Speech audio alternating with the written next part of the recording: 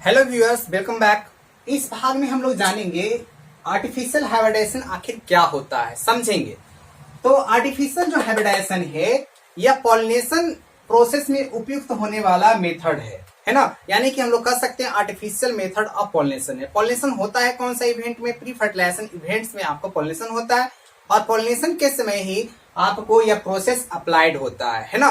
तो artificial hybridisation क्या है? दो आपको सुपीरियर वेराइटीज है, उसमें सुपीरियर वेराइटीज किस तरीके से है?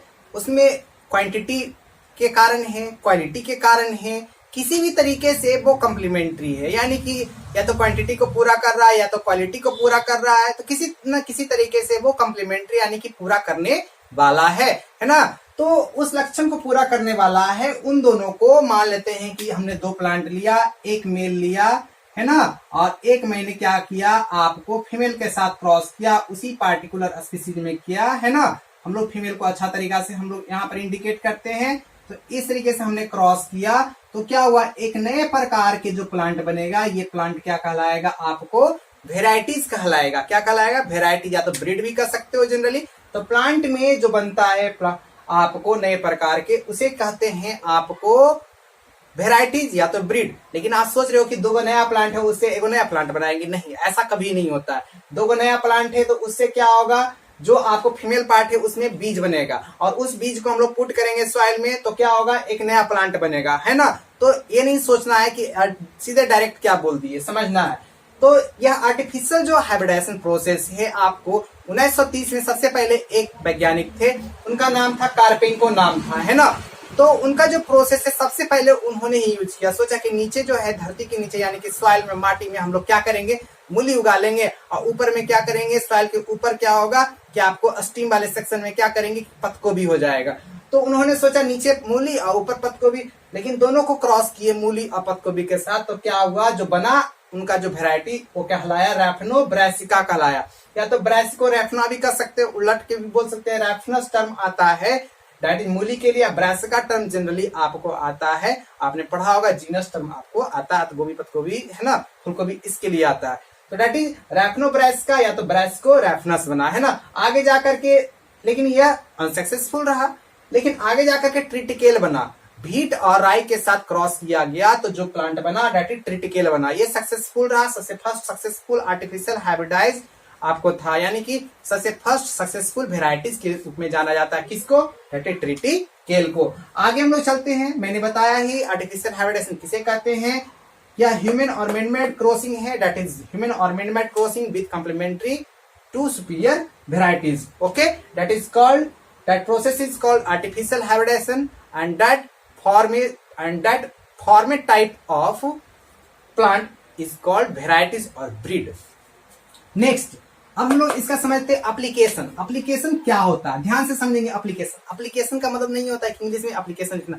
एप्लीकेशन का मतलब होता है टू यूज, यानी कि उसका यूज कहां पर किया जाता है। तो हमने बताया अलग अलग प्रकार के वेराइटीज तैयार करेंगे। आप लोग जैसे गांव से रहते होंगे तो क्या आपके पिताजी जनरली क्या करते होंगे, नए नए प्रकार के हाइब्रिड लाते होंगे। सोचते होंगे कि नए नए हाइब्रिड क्यों लाते हैं, जो हम गेहूं उगा उसी को क्यों नहीं लगा देते, है ना।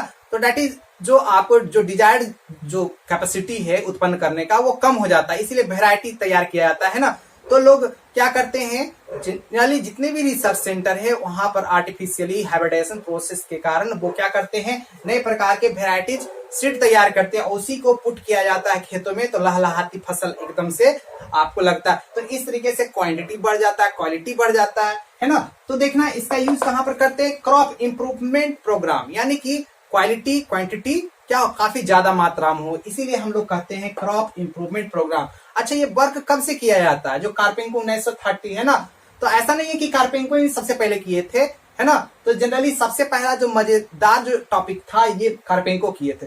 ये जो प्रोसेस है आपको मेंडल से भी पहले आपको ये होता आ रहा है ना। तो यानी कि आर्टिफिशियल हाइब्रिडाइजेशन मेंडल के पहले भी, ये नहीं सोचना है कि कार्पेंको सबसे पहले किए। कार्पेंको सबसे पहले मतलब कि एक कह सकते क्रिटिक्स के रूप में उभरे, है ना, क्रिटिसिज्म के रूप में उभरे आर्टिफिशियल हाइब्रिडाइजेशन में। उसके बाद सक्सेसफुल लोगों को मिलते गया। नेक्स्ट है मेथड। मेथड क्या होता है आर्टिफिशियल हाइब्रिडाइजेशन में? आपको दैट इज दो मेथड होता है ना, करने का। कैसे हाइब्रिड बनाएंगे, कैसे, यानी कि हम लोग कोई भी ब्रीड यानी कि वेराइटीज बनाएंगे। जनरली तो प्लांट में हम लोग वेराइटी या तो ब्रीड टर्म यूज करते हैं, हाइब्रिड टर्म जनरली एनिमल के लिए यूज करते हैं, है ना। तो मेथड है क्या, मेथड इसमें दो है, सिंपल मेथड है, एक इमैस्कुलेशन मेथड और एक जो मेथड है दैट इज क्या है, बैगिंग मेथड। तो इमैस्कुलेशन क्या होता है देखते हैं, इमैस्कुलेशन प्रोसेस। तो इमैस्कुलेशन हमने लिखा है दैट इज इमैस्कुलेशन। इमैस्कुलेशन में ई जो टर्म है, ई का मतलब होता है आउट, मतलब हटा देना, टू रिमूव होता है। मैस्कूल टर्म है, आपने जेंडर पढ़ाई होगा है ना, मैस्कुलिन जेंडर, फेमिनाइन जेंडर, बहुत सारे पढ़े होंगे। तो मैस्कुलिन जेंडर मेल के लिए आता है, मेल पार्ट को क्या करेंगे, जो प्लांट है बाइसेक्सुअल प्लांट है उससे क्या करेंगे, हटा देंगे। द्विलिंगी जो पौधा है उससे क्या करेंगे, नर पार्ट को हटा देंगे, ठीक है। तो अब बचेगा मादा बचेगा है ना। अब फिर क्या होगा कि नर पार्ट वाला जो दूसरा का था एकदम अच्छा वाला होगा गुण, उसको लाएंगे, पॉलन को लाएंगे और उसमें डस्टिंग कराएंगे है ना, डस्टिंग कराएंगे। तो आपको क्या होगा, एक नया क्रिएटिविटी जन्म लेगा, यानी कि उसके सीड में, उस सीड को पुट करेंगे सॉइल में, तो आपको क्या होगा कि आपको काफी उन्नतिदार, काफी आपको नंबर से रिलेटेड जो होगा उसका क्वांटिटी होगा, जब सॉइल में उसको पुट करेंगे ना तो काफी मतलब कि काफी इजाफा होगा, काफी इन्हांसमेंट मिलेगा। नेक्स्ट हम लोग देखते हैं, तो इमैस्कुलेशन प्रोसेस समझते हैं। तो इमैस्कुलेशन क्या है, रिमूवल ऑफ एंथर्स है ना।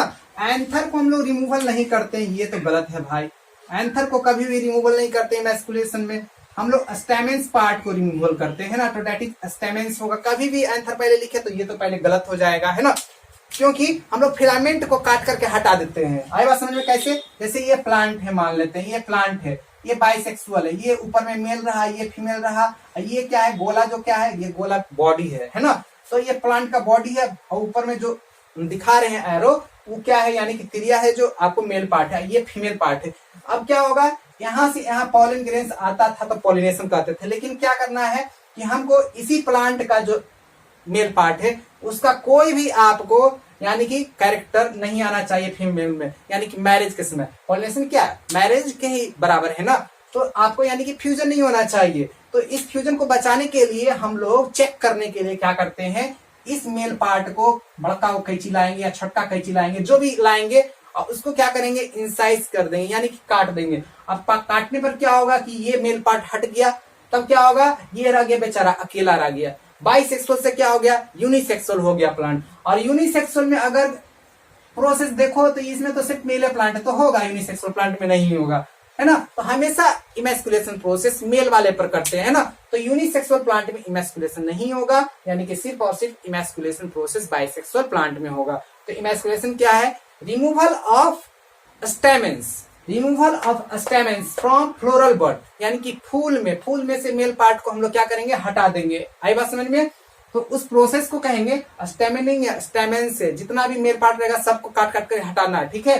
तो उस प्रोसेस को कहते हैं दैट इज इमैस्कुलेशन। इससे क्या होगा, आखिर इससे क्या होगा, इससे क्या होगा, फीमेल आपको फ्लोरल बड में क्या होगा, फीमेल पेरेंट्स के पास क्या होगा, आपको दैट पॉलिनेशन नहीं हो पाएगा, यानी कि ऑटोगमी चेक हो जाएगा, ऑटोगमी रुक जाएगा, ऑटोगमी स्टॉप हो जाएगा। नेक्स्ट में बैगिंग प्रोसेस क्या है, व्हाट इज बैगिंग।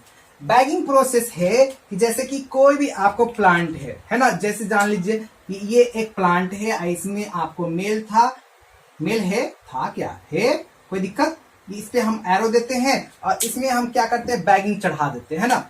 तो बैगिंग करना क्या होता है, बैगिंग में कि बैग हम लोग करते हैं, फीमेल पार्ट को हमने बैगिंग कर दिया। अब बैगिंग करते हैं इमैच्योरिटी के समय है ना। तो इमैच्योरिटी के समय क्या होता है कि बैगिंग में इमैस्कुलेशन आपको भी प्रोसेस अप्लाइड होता है। तो आपको बैगिंग करने के पहले या तो इसको हटा लीजिए काट करके, या तो बैगिंग इमैच्योरिटी में कर रहे हैं तो उसके बाद कीजिए, कोई दिक्कत नहीं है ना, क्योंकि पॉलन ग्रेन्स जनरेट नहीं हुआ है, जर्मिनेट नहीं हुआ है, उसमें उत्पन्न नहीं हुआ। तो इसको क्या करेंगे, हम सबसे पहले इमैस्कुलेशन कर लिए, बिफोर इमैस्कुलेशन कर लिए, हम यहाँ पर दिखा दिए कि बिफोर इमैस्कुलेशन कर लिए, कोई दिक्कत। अब इसमें बैग से हम लोग कवर कर देंगे, बैग मतलब झोला होता है, कैसा झोला लेंगे, देखिए यहाँ पर पॉलीथीन से और बटर पेपर जो भी है, और कैसा ट्रांसपेरेंट होना चाहिए, आर पार एकदम दिखे कि हम लोग मतलब कि बेचारा सुरक्षित के हम लोग उसको बाच कर सके आराम से है ना। तो दैट इज क्या होगा, हम लोग उसको कवर कर देंगे, उस फ्लावर के को हम लोग यानी कि फीमेल पार्ट को हम लोग, मेल को तो हटाइए, देखिए काट करके उड़ा दिए एकदम धर के है ना। फीमेल पार्ट को क्या करना है, बैग से आपको कवर कर देना है। तो कवरिंग करेंगे, जब ये मैच्योरिटी गेन करेगा तो उस समय है ना, जैसे देखते हो ना शादी होता तब बरसाते हो ना, हाँ, तो उसी समय मैच्योरिटी होगा, ये इमैच्योर था। जब मैच्योरिटी आएगा तो क्या होगा, इस मैच्योरिटी आएगा तो ये प्लांट में, अब हम समझाते हैं, देखिए क्या होगा कि अब तो मेल वाला रहा नहीं बेचारा है ना, कट गया, देखिए इसका सिर्फ फुच्चा रहा तो फुच्चा रहने दिए, यानी फिलामेंट रहा। अब जो ये फीमेल जो सेक्शन है, इस फीमेल सेक्शन से बैग को हटाएंगे, है ना। अब बैग को हटाएंगे, यहाँ पर दो प्रोसेस अप्लाइड होगा। या तो आपको जो डिजायर्ड है प्लांट, जिसका आपको अच्छा क्वालिटी लगे, क्वांटिटी लगे, अगर इसका क्वालिटी नहीं है ये प्लांट को, तो दूसरा का आपको मेल का तो आपको क्वांटिटी ही लेना पड़ेगा। तो इसका क्वालिटी तो उसका क्वांटिटी, इसका क्वांटिटी तो उसका क्वालिटी, है ना। तो विद रिस्पेक्ट टू ऐसा आपको करना पड़ेगा, यानी कि डिजायर्ड प्लांट आपको बनाने के लिए ऐसा करना पड़ेगा। तो इस तरीके से आर्टिफिशियली पॉलेंस को ला करके पॉलिनेशन कराएंगे, आर्टिफिशियली प्रोसेस, है ना। आप तो जानते ही हैं कि आपको ह्यूमन के द्वारा भी पॉलिनेशन होता है, एंथ्रोफिली, है ना। तो इस तरीके से प्रोसेस अप्लाइड करेंगे। दूसरा प्रोसेस यही है कि हम लोग क्या करेंगे, यहाँ पर हम लोग डस्टिंग प्रोसेस करेंगे। डस्टिंग क्या होता है, पॉलन ग्रेन्स को लाएंगे और हम लोग उसको छिड़क देंगे, है ना। जैसे देखते हो शादी होता है तो चावल छिड़कते हो ना, उसी तरीके से हम लोग छिड़क देंगे, ठीक है। स्प्रिंकलिंग करेंगे आई बस में पॉलन ग्रेन्स को, यानी कि आर्टिफिशियली बात तो बराबर ही हुआ, पॉलिनेशन ही करवाना हुआ, है ना।